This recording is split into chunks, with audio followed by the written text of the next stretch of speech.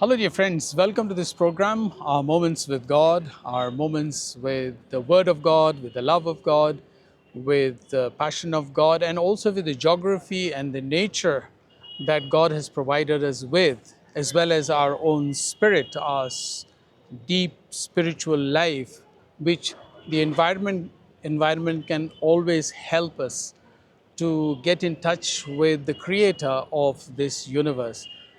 Once again, I am here still in the city of Udaipur, one of the famous tourist destinations of India. Udaipur is also known as the Venice of East. And with me is here Claude D'Souza. Claude D'Souza, who is a journalist, I'm a journalist for and he's so I met him at the church there, and the bishop introduced me to him and said that he would be a great guide and someone who would be able to tell us the story of Udaipur. So, Cloud, welcome to our channel, Thank and you, Father. on behalf of our viewers, I welcome you. So, of course, in the background, what would you say? Where are we standing now? Well, we are at Lake Pichola, which Lake Pichola, is okay. one of the most famous tourist destination of Udaipur, and right in the background is City Palace. Over there, Yes, that is the City Palace. okay, Uh, in the frame is also the Lake Palace, which is an island, that one and now over it is there. turned into a hotel. And what is this in the middle of this lake here? This is one of the chabutras. They call it a Okay, chabutra, and it has its like a own. platform. It's like a Oh, platform, yeah, okay. and it has its own relevance. Okay. And probably this is something. I mean, this was a bet which the erstwhile Maharana had once kept. Hmm. So the Maharana was about to lose the bet, and it is said that there is a natni, which we call it natni or the rope walker. Mm-hmm. The rope walker. The challenge was given to her, saying that if you can just cross one end to the other end Without without falling. falling, I would give half of my property, whatever the bet was. But ultimately, what happened? You know, that lady was able to Hmm. cross most of the things. Yeah. Means, she covered quite a distance, and she was about to reach the destination. Then Hmm. ultimately, what happened? When the Maharana thought that he is going to lose the bet, Bet. he cut off the rope. Oh. So, and probably that lady died. Okay. So this is In memory in of. memory of that lady. Okay. That I'm not too sure about the history, but Yeah. this is what it says. Yeah. It's So that's interesting. Yeah. about her. So Then they there. said What about that lake palace? Lake There's a Palace palace in the middle of the lake. there's a palace in the middle of the lake, Yeah. and that is known as Lake Palace. It Mm-hmm. is owned by the Taj Group, and now it's a hotel. Well, now It's a it's a five-star hotel. luxury hotel. But earlier it used to be a palace. It used to be a palace, or you can say it was just a palace built for the leisure. Mm-hmm. Nothing more than that. Acha, they were not So really it living was there. a few years back. It was converted into a hotel, Hotel. and it's been Mm-hmm. leased out by the Maharanas of Udaipur. Okay, okay. Mm-hmm. And then you said about the city palace. What's history about city The history palace? of City Palace is, you said, Udaipur is also known as the city of lakes and Mm. all. And the history dates back to somewhere around 1559 1559. when Okay. Udaipur was established as the capital of Mewar. Mm-hmm. So the Maharanas started the journey from there, Hmm. and it's been how many years now? You can just come from 1559 onwards. Okay. So Almost nearing 500 nearing years. 500 years. Yeah. So that legacy still continues, Hmm. and there have been a lot of other Maharanas in this thing. Yeah. Well, like I can say that Udaipur history is marked by bravery, Mm-hmm. loyalty, and romance. Mm-hmm. The city was a major stronghold of the Rajput clan, Mm-hmm. who fought fiercely against the Mughal Empire. Okay. The city's strategic location surrounding the Aravalli Hills Mm-hmm. has made it an ideal defense point. The Okay. reason being, since it has been surrounded, a lot of invaders tried to invade the city, Yeah. but most of them were not successful. Yeah. And as the history says, Maharana Pratap, a lot of people must have heard of it. Yeah. Even. Yeah. So Maharana Pratap, was one of the Maharanas over here, Hmm. who never surrendered to anyone. And Mm-hmm. that's what this says, that different parts of the rulers in Rajasthan, they either surrendered to the Mughals or the British. But There is a legend about the pride or dignity of the exactly, Rajputs. Yeah. yes. So they would fight till the end. They would never surrender, And as far as I remember about Maharana Pratap, that when he was really surrounded by the enemies, he preferred to run away somewhere into the forest or He hills preferred to run away in the means he rather preferred than surrender. then surrender. Yes. Yeah. Hmm. And the history even That is the bravery of, the bravery of yeah. And why is it so attractive for the tourists? A lot of tourists see come, as you said, I think because it is like the Venice of East, this would is you? Venice of the East. Mm-hmm. Udaipur is strategically located first of all. Then Mm-hmm. it has its own beauty. Mm-hmm. The beauty says, I mean, a lot of other cities might have their own beauty, but the Udaipur is one such city which is which has its natural beauty. Mm-hmm. If you have gone around Udaipur, you will see that Udaipur lakes are pristine, the hills are pristine. As I said, it is surrounded by the Aravali Hills. Then Aravali Hills are lush green, Mm-hmm. and Udaipur's weather is somehow very pleasant all throughout the All year, throughout the year. as compared to other Yeah. places in Rajasthan. Mm-hmm. And unfortunately, people have a perception that Udaipur also would be a desert place, Okay. which is absolutely not. Okay. Okay. Udaipur has a mix of everything. See, Yeah. you have a natural beauty. Uh, it has an urban look also. Mm-hmm.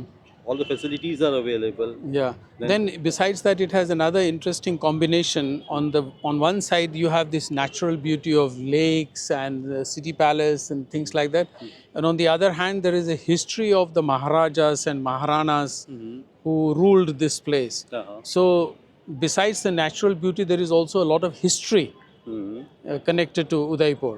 Yes. And yeah, Uday itself means Right. rise of So Uday Singh was the first ruler of Rajasthan, Mewar. Udaipur, Mewar. Udaipur, the area is called Mewar, and this constitutes of Udaipur city, Chittorgarh, and certain parts of other, I mean, the close by areas of Udaipur. So as you see, Udaipur, Rajasthan is divided into various zones. Zones in the sense, then certain parts are Mewar, Hadoti, then Mewar, Wagar. So these are different areas of Rajasthan. But Udaipur as such falls under Udaipur and Chittorgarh, and Bhilwara falls under Mewar. If you go down south a little bit further, I mean, say about 60 or 70 kilometers down south, that particular area is called Wagar. Similarly, if you go towards west of Rajasthan, that area is Marwar. So that Okay. is how it is divided. Okay. And as I said earlier, Mewar, Udaipur was Mewar's capital. Claude, you have been born and brought up here. Yes. So, what has been your experience? Have you been also to other cities and other places in India? I have traveled most part of the country Okay. and abroad also. Okay. But frankly speaking, nothing compares to Udaipur. Nothing compares to Udaipur. Okay. And it is That's always said that Udaipur is a place which is a retired man's final abode. okay. The reason being, if a person who is born and brought up in Udaipur would never prefer to remain out of Udaipur. Okay. This Yeah. is exactly what So, happens. you're a real loyal Udaipurite. It is somehow there, and it's Yeah. not just for me; it is for Yeah. every Udaipurite. Uh-huh. You talk to any other Udaipurite who is Yeah. born and brought up here, Yeah. you ask him to go outside Mm-hmm. and settle somewhere else. Yeah. Probably with the first answer would be no. Yeah, as I was going around and coming here, I saw a lot of foreigners. That means non-Indians. Of course, there are also Indian tourists, but there are also non-Indian tourists here. What do they find interesting here, or how do you see how they communicate with the local people here? See, the very first thing is the beauty of the city. That is the most important thing. Then the hospitality of the people over here. Hospitality. Okay, that's an interesting point because I also, as you know, I live in Austria. So whenever visitors from Europe come to India, they find that yes, the hospitality, the what they call in German Gastfreundschaft, that is guest friendliness is wonderful. Actually, that is all over India, but I think more particularly in Rajasthan you find that. It is all through Rajasthan, but Udaipur in particular is famous for its hospitality. Yeah. And is it easy to communicate with the foreigners? Are they easy to talk to? Father, you'll be surprised to know that Udaipur, to some extent, has a cosmopolitan culture. People from all over come to Udaipur. Yeah. It is a tourist destination, no doubt. But just because it is a tourist destination, if you go around in the lanes, by lanes of Udaipur and all, the small dingy lanes and all, you will find the local tourist guide and a lot of locals speaking other languages. Like if you happen to communicate with the restaurant people or the tour operators here, they are quite conversant in French and German. Okay, well, wonderful. Yes, Yeah, yeah, yeah. Okay, great. So, I don't want to make this video very long, but before I close, first of all, I would like to thank you, Claude, pleasure. for accompanying me. And I wish I could have taken a video of the traffic on the narrow lanes of Udaipur, but it is impossible to take those things with this tripod. And I'm not so conversant with the handling of the camera. But thank you very much for driving me It's my through those pleasure. wonderful things.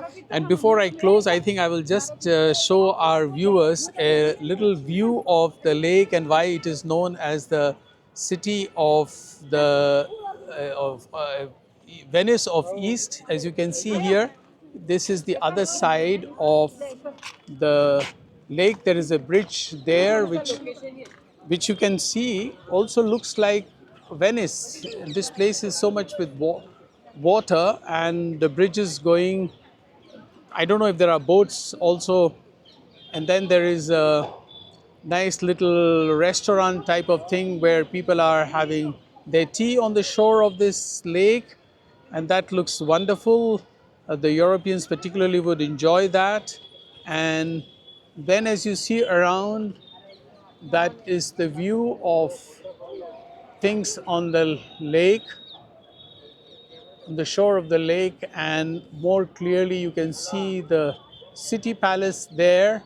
This is the other side of the lake. We ourselves are standing on a little bridge, and over there at the far distance on the right, you see actually the city palace lake, which was a palace of the kings or maharajas at that time. Of course, now it is only a hotel run by the Taj Group, and then there are those beautiful buildings, and there is a temple there, right there at the side. So a temple has to be there in a place because India is a place full of temples, and a lot of people are very religious. Yes, I could have taken much more things on the video, but unfortunately, I will have to call it a day since there are a lot of tourists moving up and down. And what is written there in Hindi, Daiji ki Pulia, is a little bridge of Daiji in name. So I wish you all the very best, and if you would like, you may please subscribe to this channel to see more of my tours of India. I wish you all the very best. Thank you.